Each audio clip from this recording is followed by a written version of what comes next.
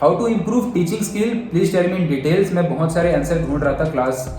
सबसे पहले अभिवत्स आपको डिसाइड करना पड़ेगा, आप में से जितने सारे लोग टीचिंग देते हैं उन सभी को समझना पड़ेगा कि आप किसको टीचिंग दे रहे हैं। आपका जो स्टूडेंट है आप किसको टीचिंग दे रहे हैं। आप बच्चों को दे रहे हैं, बच्चों में भी क्या आप लड़कों को दे रहे हैं, क्या आप लड़कियों को दे रहे हैं। ठीक है, इसके ऊपर मैं बताऊंगा क्यों बोल रहा हूँ मैं ऐसे। क्या आप फीमेल्स को दे रहे हैं, जो लेडीज हैं, जो हाउस वाइफ है, सिर्फ उनको टीचिंग दे रहे हैं।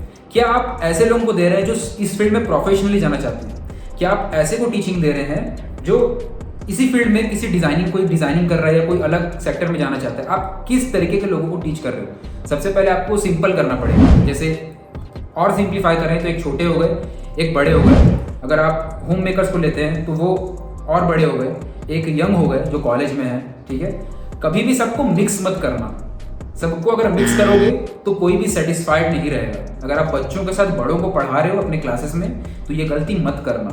ठीक है, क्योंकि बड़ों को ऐसा लगेगा कि उनका टाइम वेस्ट हो रहा है, क्योंकि उन बच्चों के साथ उनको पढ़ने में सीरियसनेस नहीं आएगी। और अगर बच्चों को बड़ों के साथ पढ़ा रहे तो बच्चों को ऐसा फील होगा कि हमारी बात सुनी ही नहीं जा रही। ठीक है, और बच्चे बहुत जल्दी चिढ़ जाते हैं। तो टीचिंग करते समय पहले तो सेगमेंट कर लो, डिवाइड कर लो कि कैसे आप किन स्टूडेंट्स को दे रहे हो। ठीक है, जैसे ये मैंने ट्रेनिंग बनाई तो मैंने छोटों के लिए ये ट्रेनिंग नहीं रखी है। बहुत सारे छोटे बच्चे आते हैं मुझसे पूछने के लिए, मैं उनको क्लियरली बोल देता हूँ कि इसमें आप नहीं कर पाओगे क्योंकि थोड़ी सी एडवांस हो जाएगी। तो क्लियर कर लो पहली चीज़ें। उसके बाद अब ये देखो, फॉर एग्जाम्पल अगर आप बच्चों को पढ़ा रहे हो तो उनको चीज़ें सिखाओ। दोनों चीज़ें ज़रूरी है। एक ऐसी चीज़ें सिखाना जो उनके लिए इंपॉर्टेंट है, भले ही उनको मज़ा आए या ना आए, उनकी ग्रोथ जिसमें छुपी है। जैसे कि फ्री हैंड ड्राइंग्स। कई सारे आर्ट के टीचर्स को मैं देखता हूँ जो ग्रेड्स ही सिखाते हैं बच्चों को। ऐसे में बच्चों का वर्क अच्छा तो दिख जाता है, उनके पेरेंट्स खुश हो जाते हैं, लेकिन वो लॉन्ग टर्म में ग्रोथ नहीं देख पाते हैं, जिसके वजह से आपका लॉन्ग टर्म में वो जो भी आप क्लासेस बना रहे हो, जो भी चीज़ें आप कर रहे हो, वो डेवलप नहीं हो पाएगा। ठीक है, तो पहली चीज़ आप अपने बच्चों का फाउंडेशन सेट करो। भले ही हो सकता है कि 20 बच्चों को आप सिखा रहे हो उसमें से 15 आपको छोड़ के चले जाएं, क्योंकि आप कुछ ऐसा सिखा रहे हो जो उनको डिफिकल्ट लग रहा है। छोड़ के सोचने के बारे में नहीं सोचना है, आपको कुछ ऐसा सिखाना है जो उनका एक्चुअल में ग्रोथ दे। ठीक है, दूसरी चीज़ आपको ये देखना है कि उनको थोड़ा बहुत एक्स्ट्रा चीज़ें भी दो। जैसे कभी स्टोरी सुना रहे हो हफ्ते में एक बार। ठीक है, हो सकता है वो स्टोरी उनके आर्ट वर्क से रिलेटेड भी हो सकती है। हो सकता है कि आप कुछ गेम्स खिला रहे हो आर्ट से रिलेटेड। ठीक है, तो आपको क्रिएटिवली ये सोचना पड़ेगा कि आप ऐसा क्या क्या कर सकते हो जिसकी वजह से बच्चे सीखें। ठीक है, कई बार आप बच्चों के बीच में कंपटीशन करवा सकते हो। कई बार ऐसा भी कर सकते हो कि किसी एक बच्चे को आपने टीचर बना दिया कि आज तुम बाकी को सिखाओगे। ऐसे करके सब स्टूडेंट को मौका मिलेगा कि एक दूसरे को सिखा रहे हैं। इस तरीके से उनके अपने आप को बताने का भी जो एबिलिटी है वो इम्प्रूव होगा। तो आगे चल के वो जब बाकियों को बताते हैं, बाकियों को अपनी चीज़ें सिखाते हैं कि हम क्या सीख रहे हैं, तो बहुत ईजी हो जाता है। अपने पेरेंट्स को जाके वो बताते हैं कि हमने क्या सीखा, ये सब ईजी होता चला जाता है। तो इसमें दिमाग लगाओ। ठीक है, कि क्या क्या आप ऐसा कर सकते हो जिसकी वजह से वो चीज़ें डेवलप कर पाएँ। ये चीज़ें समझनी आपको ज़रूरी है कि आपको ग्रोथ के ऊपर फोकस करना है बच्चों की, और कैसे वो एंगेज रहें, कैसे वो और देखो, मोट समझते हो? मोट, MOAT, कौन को समझता है? मोट type yes if you understand what is मोट। देखो क्या होता है ना, हम कुछ ऐसी चीज़ें बनाते हैं जो हमारा एक प्लस पॉइंट होता है, जो इजीली किसी के लिए भी कर पाना बहुत इजी नहीं होता है। जैसे कि मैं क्या करता था क्लासेस में, कई बार स्टोरी सुनाता था, वो चीज़ कोई नहीं कर रहा था, तो वो चीज़ एक प्लस पॉइंट थी जो सबसे मुझे अलग करती थी। तो ऐसे कुछ चीज़ें आपको सोचनी पड़ेगी जो आपको सबसे अलग करे।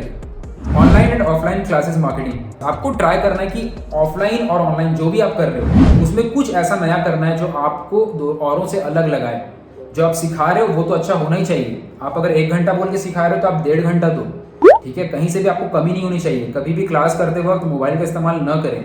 हो सकता है कि आप बच्चों को कुछ होमवर्क दे रहे हो, वो कर रहे हैं, लेकिन आप उस समय मोबाइल में लगे हो और किसी को भी पेरेंट्स में वो चीज़ नज़र में आ गई तो आपका बहुत ज़्यादा उसमें गुडविल खत्म होती है। तो उन सब चीज़ों से बचें। और यही छोटी छोटी चीज़ें हैं। ऑनेस्टी के साथ काम करना है, जितना बोला है उससे ज़्यादा काम करना है, जितना बोला है उससे ज़्यादा सिखाने की कोशिश करनी है। बच्चों को सिखा रहे हो तो थोड़ा सा क्रिएटिविटी के साथ आपको ट्राई करना है, कुछ फन वे में चीज़ों को करो, अलग अलग जगह ले जाने की कोशिश करो जो पहले किसी ने नहीं किया। हो सकता है कि आप उनको लाइव पेंटिंग के लिए घुमाने के लिए लेके जा रहे हो सकता है कि आप उनको आसपास के किसी माहौल में बैठा के लाइव पेंटिंग करवा रहे हो, उन सब चीज़ों की वीडियो कर रहे हो, उन सब चीज़ों की शूटिंग कर रहे हो, उसको ऑनलाइन शेयर कर रहे हो। ये सारी वो चीज़ें छोटी चीज़ें जो आपको खुद दिमाग लगानी है कि आप ऐसा क्या कर सकते हो कि ये चीज़ हटके लगे, ये चीज़ उनको भी, बच्चों को भी हेल्प करे और हर तरीके से उनका डेवलपमेंट हो। अगर वो कुछ सिखा रहे हो तो वो ड्राइंग उनकी इंप्रूव हो रही है, जब वो एक दूसरे को समझाने की आप टास्क दे रहे हो तो उनका कम्युनिकेशन इंप्रूव हो रहा है, जब उनको बाहर ले जाकर सिखा रहे हो तो उनका ऑब्जर्वेशन इंप्रूव हो रहा है। ये सारी चीज़ें इंप्रूव होने के कारण उनका कैसे स्टडीज़ भी इंप्रूव हो रहा है। इन सब चीज़ों के ऊपर भी वीडियोज़ बना के आप शेयर कर सकते हो और इन सब चीज़ों को कंबाइन करके आपको खुद अपना शेड्यूल मेंटेन करना है कि किन चीज़ों को किस टाइप से करना है। हम ऑनलाइन ऑफलाइन क्लासेस लेनी स्टार्ट करना चाहते हैं, उसके बारे में लोगों को बताएं कैसे। हम इंस्टा FB व्हाट्सएप पे शेयर करते हैं, बट उससे हमें उससे कुछ नहीं होगा बिंदु। इंस्टा FB व्हाट्सएप पे शेयर करने से थोड़ी कुछ होता है। आप लोगों को खुद आप थोड़ा सा क्रिएटिव वे में सोचो कि ऐसा नहीं होता है कि हमने क्लासेस लेनी शुरू की और हमने सब जगह शेयर कर दिया और रेस्पॉन्स अच्छा आ गया। ये चीज़ किसी भी चीज़ में नहीं होती है। शुरुआत होती है एक बच्चे से, एक स्टूडेंट से। ओके, इस चीज़ को समझो आप। और जब आप उसको हेल्प करते हो, उसके साथ आप उसके वर्क को डेवलप करने में उसकी मदद करते हो, आप उसको सिखाते हो, उसका वर्क जब डेवलप होता है, उन सब की वीडियोस लेते हो, उन सब के फोटोज लेते हो, उस बच्चे की रिकॉर्डिंग लेते हो, तुरंत नहीं होगा, कुछ महीने लगेंगे, ठीक है। उसके बाद उसके रिजल्ट्स को आप डालोगे। आपके बोल देने से कि मैं क्लासेस लेती हूँ, मैं क्लासेस में शेयर करती हूँ, ऐसे कुछ नहीं होगा। आपको रिजल्ट्स डालने पड़ेंगे कि कुछ डेवलपमेंट हुई है, लोगों ने इससे कुछ सीखा है, जो भी अभी तक आ रहे थे उनका इंप्रूवमेंट हुआ है। उसको डालोगे तब जाके कुछ और होंगे जो इंटरेस्टेड होंगे और वो फिर आएंगे, एक्शन लेंगे। उसके बाद फिर धीरे धीरे आपको ऐसे डेवलप करना है। उसके बाद फिर आप नई नई चीज़ें ट्राई कर सकते हो। आप सोशल मीडिया में अपने आसपास के दोस्तों को, आसपास के लोगों को फ्रेंड रिक्वेस्ट भेज के उनको फ्रेंड बना सकते हो। और ये चीज़ आप महीनों तक करते रहोगे तो आपके हज़ारों फ्रेंड हो जाएंगे। फिर उनके बीच आप शेयर करोगे क्योंकि बहुत सारे लोग आर्ट में इंटरेस्टेड वाले लोग होंगे, ठीक है। तो इस तरीके से आपको टेक्निक लगानी होती है और इसमें पेशेंस मेंटेन करना बहुत ज़रूरी है। अपने तरफ से ऑनेस्टी के साथ काम करना है, लेकिन पेशेंस को होल्ड करना बहुत ज़रूरी है अगर आप अपनी क्लासेस को ले रहे हो, ठीक है। क्योंकि शुरुआत का टाइम ऐसा होता है जहाँ पे आप पूरा अपना एनर्जी झोंक देते हो उस चीज़ को बिल्डअप करने में जो आप बिल्डअप करना चाहते हो। आपका नाम डेवलप होता है, आपकी गुडविल बनती है, लोग आपके काम को, आपके सिखाने के तरीके को एक दूसरे को बताना शुरू करते हैं। ये तभी होता है जब आप कई महीने तक उसके ऊपर काम करते हो। तो सडनली नहीं होगा वो कि आपने तुरंत क्लासेस शुरू की और उसको आपने देखा कि रेस्पॉन्स नहीं आ रहा तो आपने छोड़ दिया। ये तुरंत नहीं होगा। तो बिल्कुल भी डीमोटिवेट मत होना, वो सबके साथ होता है, ये नॉर्मल चीज़ है।